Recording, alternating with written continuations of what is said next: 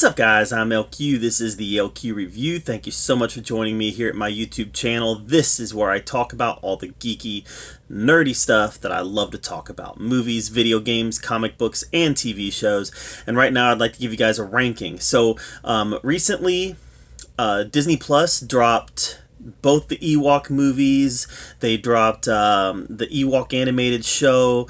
They dropped the Clone Wars 2D animated show, and they dropped the Boba Fett cartoon from that originally aired on the holiday special. And they collected all this together as part of, and they called it the Star Wars Vintage Collection, or the Vintage Star Wars Collection. So I wanted to take a moment and rank these 5 vintage Star Wars properties from the one that I liked the least to the one that I liked the most. So this is ranking the vintage Star Wars collection. Let's get started with number 5. Number 5 is the Ewok animated show. This was something I never really watched when I was a kid. I honestly didn't even learn that the Ewok animated show was even a thing until I became an adult. And that's weird because I grew up on Star Wars, right? I was born the year Empire Strikes Back came out. I was 3 when Return of the Jedi came out. I was literally born and raised on Star Wars. And I never watched the Ewok cartoon. So I did rewatch it as an adult, and while I understand that there's definitely some charm in it, and there's definitely some nice vintage animation in it, and it felt very much in the vein of those old vintage Saturday morning cartoons, I didn't have any nostalgia for it, so it wasn't anything that I really enjoyed particularly. I mean, it was a piece of history, but not something that I would ever want to revisit again. So, you know, it's one of those things like He-Man and the Masters of the Universe. I've got strong nostalgia for that, so I will revisit that cartoon over and over and over again. While Ewoks, I've got no nostalgia for it, so there's no reason to ever revisit it again. That's where I'm at on that one. So that's number 5. All right, number 4 is the Ewoks, the Battle for Endor. And this one was a huge step down from the first one, which was the Ewoks Caravan of Courage.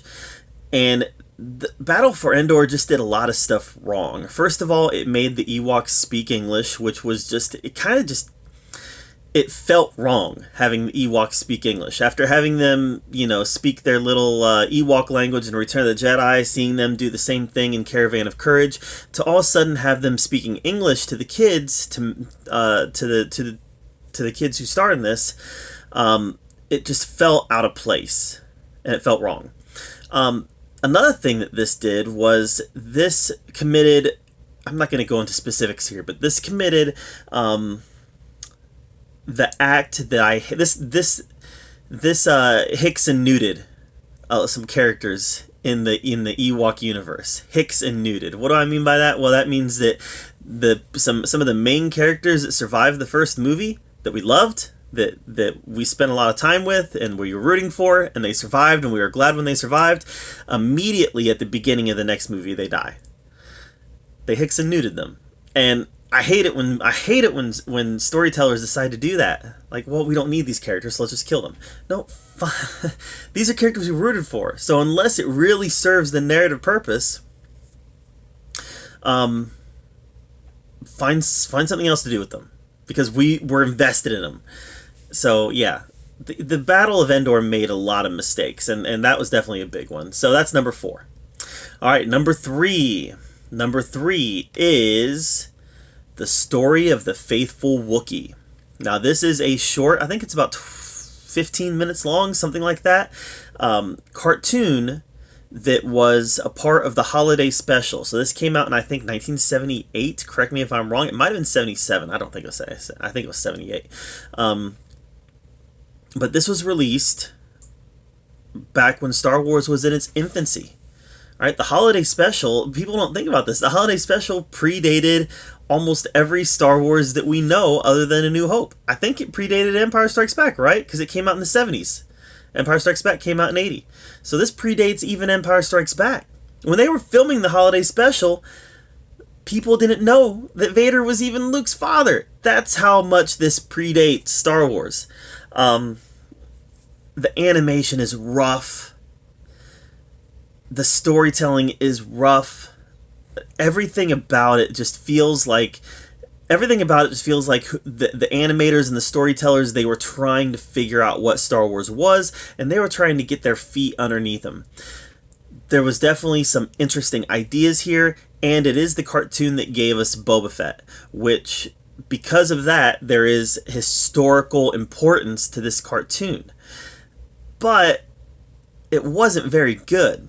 I put it ahead of Battle of Endor, and I put it ahead of the Ewoks animated because of its historic importance. But this is not the type of Star Wars that you sit down to really have an enjoyable time. This is the type of Star Wars where you sit down so you can take in some Star Wars history. So number 3 is the story of the faithful Wookiee. Alright, number 2 on this list in the Star Wars vintage collection is the Ewok Adventure Caravan of Courage. This is something I do have nostalgia for. Man, I had the VHS tape of this, and I just wore it out. For whatever reason, when I was a little kid, this was every bit as important to me and canon as the regular Star Wars movies, because I was a kid, right? I was a kid and I was into the Ewoks. The Ewoks were awesome. I used to have the Ewok Adventure playset with the village, and I had the Ewok figures, and I would wear this VHS tape out, and like I said, it was something that was important to me as much as most other Star Wars content was, strictly because of the fact that it was just something that I personally was into. And yeah, Caravan of Courage was a lot of fun for me. I understand a lot of people look at it now and they see it as kind of separate, as its own thing, is not really a part of canon, as the standalone piece of entertainment while Star Wars was still trying to find itself. For me, it's canon. I'm sorry, I know that officially it's not, but I just love it. I love the Caravan of Courage, so it'll always have a special place in my heart, even if it does get wiped away from canon entirely, which it has. Even if it's always kind of looked at as this joke, I will always like Caravan of Courage. Alright, so that's number 2. But number 1 is the Star Wars Clone Wars 2D animated. This was huge and groundbreaking when it came out. I remember this first came out right after I got out of college. I was out of college maybe a year and a half at this point.